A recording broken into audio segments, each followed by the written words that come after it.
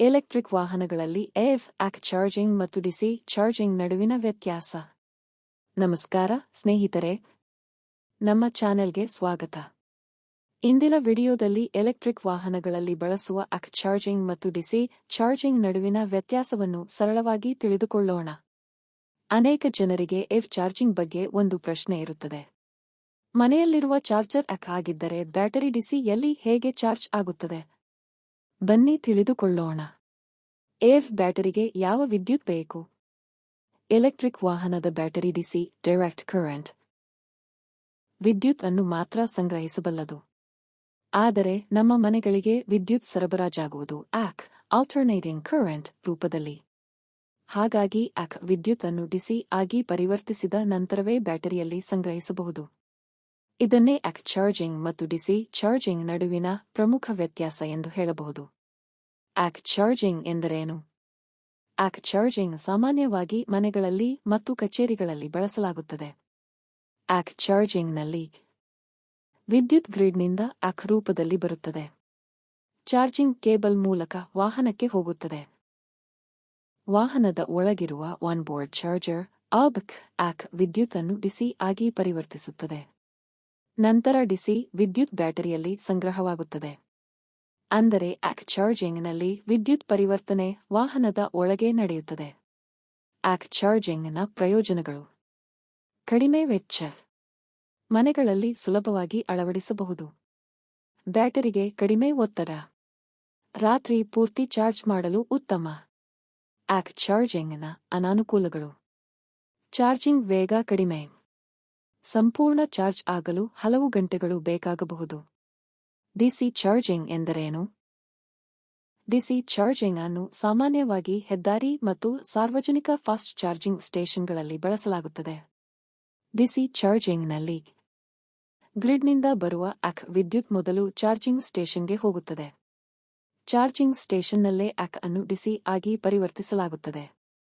DC ವಿದ್ಯುತ್ ನೇರವಾಗಿ ಬ್ಯಾಟರಿಗೆ ಕಳುಹಿಸಲಾಗುತ್ತದೆ.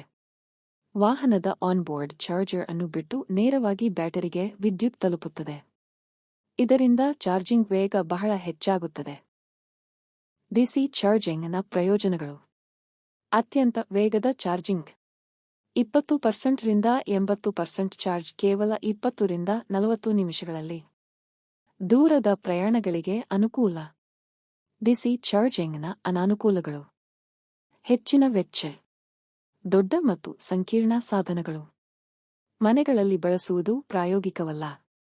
ಪದೇ ಪದೇ ಬಳಸಿದರೆ ಬ್ಯಾಟರಿಯ ಮೇಲೆ ಹೆಚ್ಚು ಒತ್ತಡ ಉಂಟಾಗಬಹುದು. ಸರಳ ಉದಾಹರಣೆ: ಒಂದು ನೀರಿನ ಪೈಪ್ ಅನ್ನು ಕಲ್ಪಿಸಿಕೊಳ್ಳಿ. ಆಕ್ ಚಾರ್ಜಿಂಗ್ನಲ್ಲಿ ನೀರು ಮೊದಲು ವಾಹನಕ್ಕೆ ಬಂದು ವಾಹನದೊಳಗಿನ ಫಿಲ್ಟರ್ ಮೂಲಕ ಹೋಗಿ ಬ್ಯಾಟರಿಗೆ ಸೇರುತ್ತದೆ. ಡಿಸಿ ಚಾರ್ಜಿಂಗ್ನಲ್ಲಿ ಫಿಲ್ಟರ್ ಕೆಲಸವನ್ನು ಹೊರಗಿನ ಚಾರ್ಜಿಂಗ್ ಸ್ಟೇಷನ್ ಮಾಡುತ್ತದೆ. ಆದ್ದರಿಂದ ನೀರು ನೇರವಾಗಿ ಬ್ಯಾಟರಿಗೆ ಹೋಗಿ ವೇಗವಾಗಿ ತುಂಬುತ್ತದೆ. ಇದೇ ಕಾರಣಕ್ಕೆ ಡಿಸಿ ಚಾರ್ಜಿಂಗ್ ವೇಗವಾಗಿರುತ್ತದೆ. ಆಕ್ ಚಾರ್ಜಿಂಗ್ ವಿಸ್ ಡಿಸಿ ಚಾರ್ಜಿಂಗ್. ಆಕ್ ಚಾರ್ಜಿಂಗ್ ಕೇಬಲ್ನಲ್ಲಿ ಆಕ್ ವಿದ್ಯುತ್ ಹರಿಯುತ್ತದೆ. ಪರಿವರ್ತನೆ ವಾಹನದೊಳಗೆ ನಡೆಯುತ್ತದೆ. ಚಾರ್ಜಿಂಗ್ ನಿಧಾನ, ವೆಚ್ಚ ಕಡಿಮೆ, ಮನೆಗಳಿಗೆ ಸೂಕ್ತ.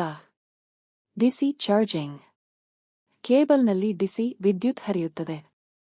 ಪರಿವರ್ತನೆ ಚಾರ್ಜಿಂಗ್ ಸ್ಟೇಷನ್ನಲ್ಲಿ ನಡೆಯುತ್ತದೆ. ಅತ್ಯಂತ ವೇಗದ ಚಾರ್ಜಿಂಗ್, ವೆಚ್ಚ ಹೆಚ್ಚು. ಹೆದ್ದಾರಿ ಮತ್ತು ಸಾರ್ವಜನಿಕ ಸ್ಟೇಷನ್ಗಳಿಗೆ ಸೂಕ್ತ.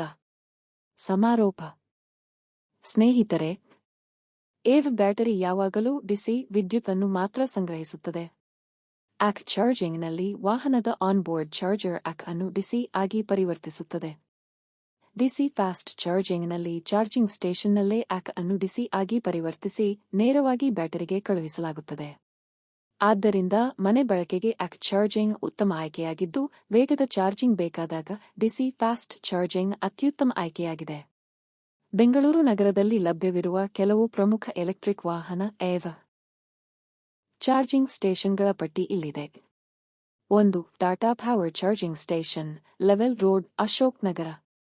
2. Charger zone charging station, UB city, Vittal Mallya ರಸ್ತೆ.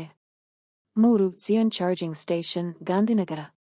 4. ಖಾಸಮ್ ಚಾರ್ಜಿಂಗ್ ಸ್ಟೇಷನ್, ಜೆಸಿ ರಸ್ತೆ. 5. ಪೆಸ್ಕಾಂ ಚಾರ್ಜಿಂಗ್ ಸ್ಟೇಷನ್ ಅಂಬೇಡ್ಕರ್ ವೀದಿ. 6. ಪೆಸ್ಕಾಂ ಚಾರ್ಜಿಂಗ್ ಸ್ಟೇಷನ್ ಕೆಂಪೇಗೌಡ ರಸ್ತೆ. 7. ಸ್ಟೇಟೆಡ್ ಚಾರ್ಜಿಂಗ್ ಸ್ಟೇಷನ್ ಲ್ಯಾಂಗ್ಫೋರ್ಡ್ ರಸ್ತೆ. 8. ಅದಾನಿ ಚಾರ್ಜಿಂಗ್ ಸ್ಟೇಷನ್ ರಿಚ್ಮಂಡ್ ರಸ್ತೆ. 9. Mercedes Benz charging station Kasturba ರಸ್ತೆ. 10. Charge zone charging station race course ರಸ್ತೆ. 11. ಓರಿಯಂಟ್ ಮಾವ್ ಎವ್ ಚಾರ್ಜಿಂಗ್ ಹಬ್ ರಾಜಾಜಿನಗರ. 12. ಜಿಯಂಪ್ ಪಲ್ಸ್ ಚಾರ್ಜಿಂಗ್ ಹಬ್ ವರ್ತೂರು.